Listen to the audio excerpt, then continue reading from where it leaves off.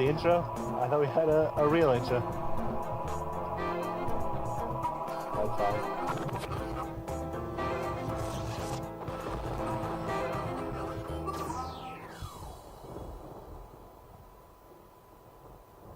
Hello and welcome to the Cardinals podcast. We got Doug and Steven. I'm your host, Nathan. How's everybody doing out there? Pretty good. Doug's really enamored. We are talking baseball tonight, per the usual. I came fairly unprepared for this podcast, as I assume everyone else has. So, but let's talk. The Cardinals are, playing over 500 baseball right now, which is better than they were doing before. 17-13. I am quite impressed, actually. The rest of the NL standings are no surprise. You got the Cardinals on top, I believe. The Reds are in second. Is that correct, Dryden? Yeah, the Reds are in second. They're 2 games back. Pittsburgh's in third, 2.5 back. Our favorite Chicago Cubs are 3 games back, and Milwaukee and Houston round out the bottom. I guess the big surprise to me is that Pittsburgh's in third. I would have never expected them to be third at this point in the season, but what are you going to do? What are we? We're only 30 games in. They still got 130 games to suck. I figured that Milwaukee and the Cubs would be battling it out for the third and fourth spots, but the Cubs are over Milwaukee and Houston in last place, per the usual. No surprise there from my end. Milwaukee can be dangerous. They got the Greinke pitcher that was really good for Kansas City last year. He's just injured right now. He'll probably come back soon. Yeah, nobody's too far off the mark. So, what's the Cardinals pitching situation, Dryden? I'm gonna kick it over to you for that. What's the deal with their closing pitcher situation? Because it seems to be going downhill fast. I think the Cardinals could have probably pulled out like 6 more wins if they had a good closing pitcher. Oh, well, yeah. I mean, they would have opened the season in positive territory for sure. Really, all I know is Boggs is kind of the primary closer. Sanchez is the primary setup man now.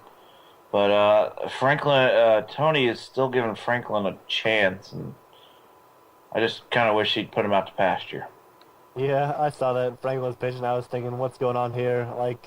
McClellan and Loesch are doing pretty good. Their regular pitching staff's doing okay. Jaime, he's doing all right.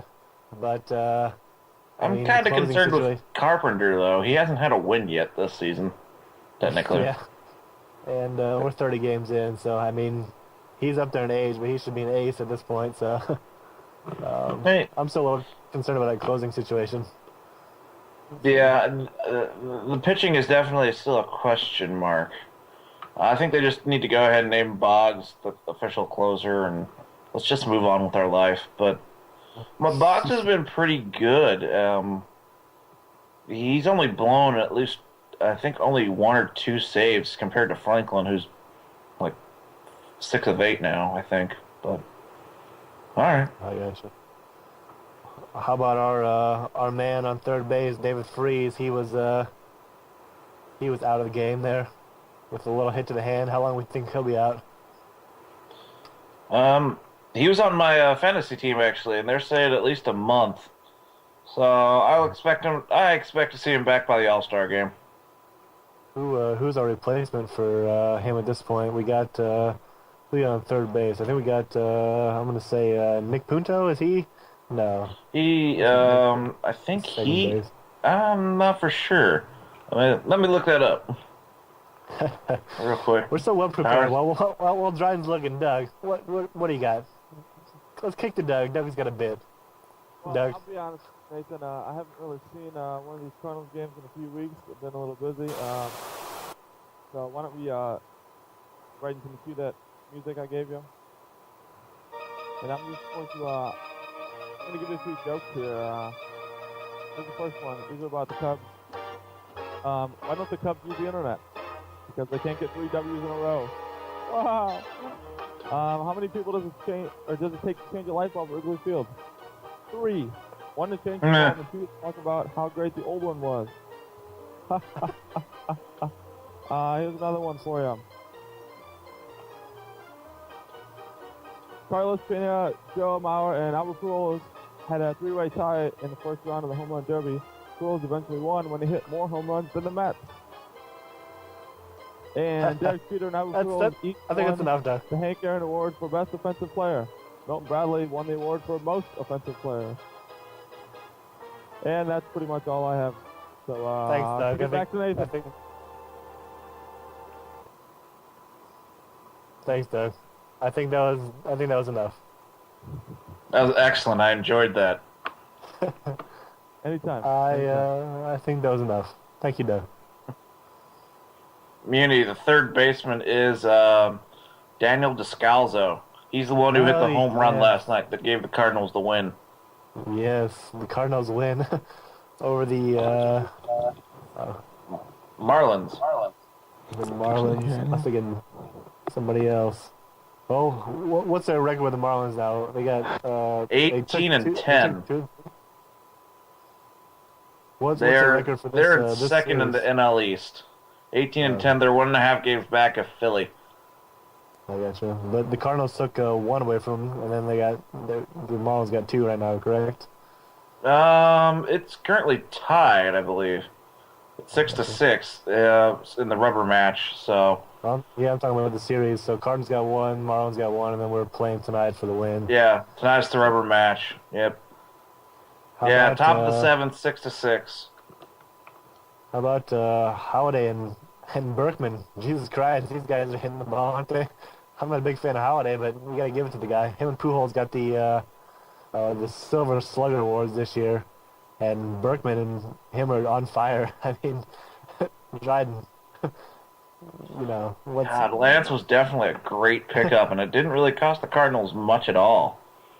I know. I never expected him to be such a power player, but he's doing quite well for what he came here for. So, Nathan, I'd also like to ask, why aren't you giving Lance Berkman any crap for dropping a ball like you do Holiday? Oh, is he the one that missed that infield fly? Yep, that would be. He tried to one-hand it, and he effed it up. I saw that. I'm not giving him as much crap because Holiday did it during the playoffs. This is like 30 games into the season. Fine, it's okay, But for as much money as we're paying him, he shouldn't be, dropping pop flies.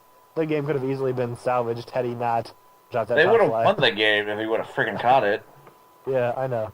That would have saved Franklin a blown save, but Yeah, and that's right. I saw that. I saw him drop the pop fly, and I was thinking, why is Franklin even playing right now? Like, okay, if Berkman would have caught the pop fly, fine, we could have won the game, but Franklin still should not have been pitching. I don't understand why he's still playing. It's actually quite irritating to me. So, yeah, he needs to go down to Memphis for a little bit until he gets good again. I agree. He needs to take some R&R, sit in the hot tub. Well, why is this always happening to our closers? The same thing happened with Jason Isringhausen. Yeah, I don't know I don't know if it's Busch Stadium or if the people are just, freaking us out or what, but those guys can't seem to get together. Izzy was kind of a fail, and they put him out to pasture. Now, now Franklin. Well, Jason's actually pitching. He's the setup man for the Mets now, actually. I seen him this weekend when they were playing the Braves, or not the Braves, the Phillies. And he's kind of halfway back. I thought he was closing for somebody, but I guess he's not. No, he's relief pitcher for the Mets. Role. Yeah. And, we get Ryan Theriot from the Cubs. What the hell? Yeah. Does he not play defense at all? Yeah, I hear you. He's got the most errors in the major league. Really? For the Cardinals? Wow. Yeah, he does. He's got like 8. That leads the league. I've seen him commit a few, but I was on when he was leading in errors. Yep, I think he is. I think Tony's still standing by him. I mean, Tony's really standing by these players. Theriot and Franklin, he's really all about these guys, even despite their, failures of a year. He's still sticking up for them. Why is that? I don't understand. It's not a failure of a year yet. They're leading the freaking NL Central. Well, I But, mean, I'm it saying could be they could be up there competing with the Yankees, and right now they're not. I agree, but I mean, I just don't understand why Tony's standing back in Franklin, Ontario so much. I mean, he needs to either pull these guys or do something different. I think. I mean, it's early, but I think he can bench him for a little bit and then put him back out there and have him a little better later in the season. Don't you think? Yeah, I wouldn't. Look, I like giving him I'm kind of with Tony on this one. I mean, we know his talent level. We don't know exactly if it's goner yet, though. But Yeah. I understand giving your players a chance, but I'm not the man. I don't know. Tony's kind of recovering from chicken pox or shingles or something like that. Yeah, he's got. Where he just got a he's really some bad cruft. case of pink eye. He can only use one eye right now, so maybe He's that's got a what's little the bit of problem. cruft on his eye. Braden, do you have a Yeah. picture of that by chance?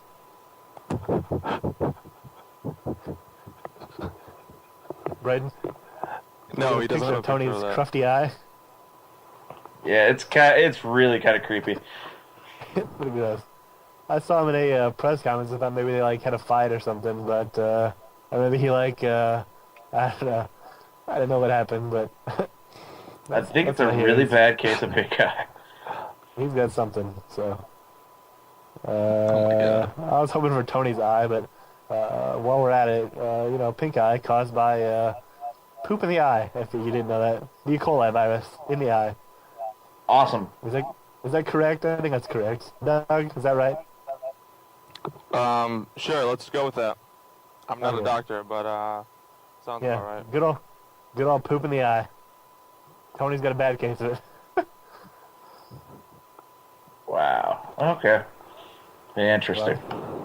This podcast is going downhill pretty fast. Let's play a quick game just for the sake of our viewers, so they got they got something to take home with them.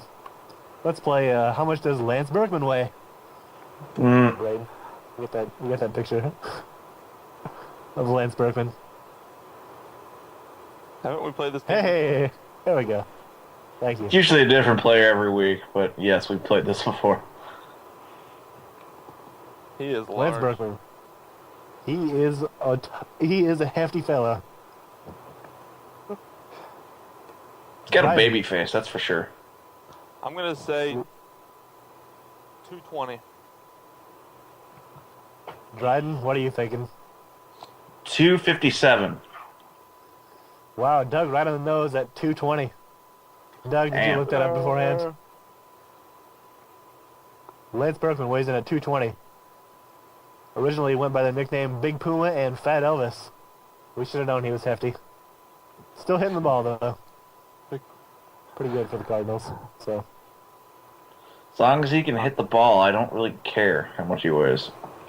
he's batting about I think in the 400s now. Him and Holiday are right above 400. So not too Yeah. shabby. How about Pujols? Where's he at? What's he doing? I don't think he's He's struggling.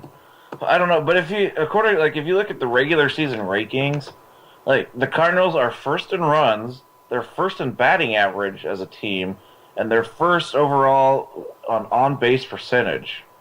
So we're doing something right. Yeah, I mean maybe it's all about the big trade coming up here for Pujols, and he's freaking out a little bit, but he's not living up to what he was doing before. But I guess that's good that Berkman and Holiday are picking up the slack. So Well, let's just hope we don't have another repeat of August and September of last year and what we normally go through, because you know that we're gonna go through a dry slump and start losing a bunch of games, and it's always right around August and September. It always happens, and we always collapse in on ourselves.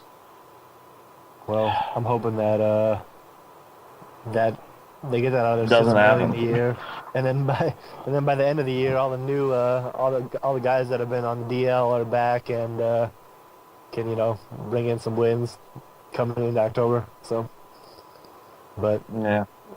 I guess we can worry about that when we get there. Doug, I say we close this thing up. You got any words of advice? No. I don't. Oh, let's, no. Go Cardinals. And check out moderndrumline.com. Well, Doug, you're an integral part of this podcast. Thank you. Dryden, any final words? Take care of your mom. It's Mother's Day this weekend. Oh yes, let's have a big salute to our mothers. as per the usual, we'll salute somebody. We'll salute our mothers. While Doug salutes moderndrumline.com. That's my new contribution to the show. I'm gonna make sure we salute someone. Yeah. There we go. We've been saluting Stan the Man for a while, so we might as Did well you get your salute somebody Stan different. the Man bobblehead when you went to the game Sunday? Yes, I did actually. Why don't you guys talk amongst yourselves for a second? I'll go grab it for the podcast. Give me a second. You should. I want to see I that. Talk amongst yourselves. Dryden, I don't know. I'll kick it over to you. Ready to go. Yeah. Muni was asking earlier about Albert. He's batting a dismal 233 batting average, but he's still getting on base a third of the time, .034, and he still has a decently good slugging percentage. But wow, he's kind of dropped off pretty sadly. Not earning his $300 million he was asking for. But, Assuming we're talking about Albert here. yeah. I had to step out there, but I do have a Stan the Man bobblehead right here. If I can show you. This is from the game on Easter Sunday, actually. April 24th, they honored Stan the Man by enshrining him in a bobblehead form. There he is. Nice. Go Stan, the man. Was he in attendance at that game? I did not see him at the game. I mean, we were there pretty early, and we had the press passes for batting practice. Did you get to talk to the guys from Sunday Night Baseball? I did not, but I did meet Charlie Sheen along with the rest of the Cardinal staff. So Winning. What? yeah, we all went out to dinner. Charlie's a cool guy. It was a lot of fun. So here's the stand. Here's to our moms. Dryden, any final words? Watch where you step. Braden, you got anything? That's it. Run the credits.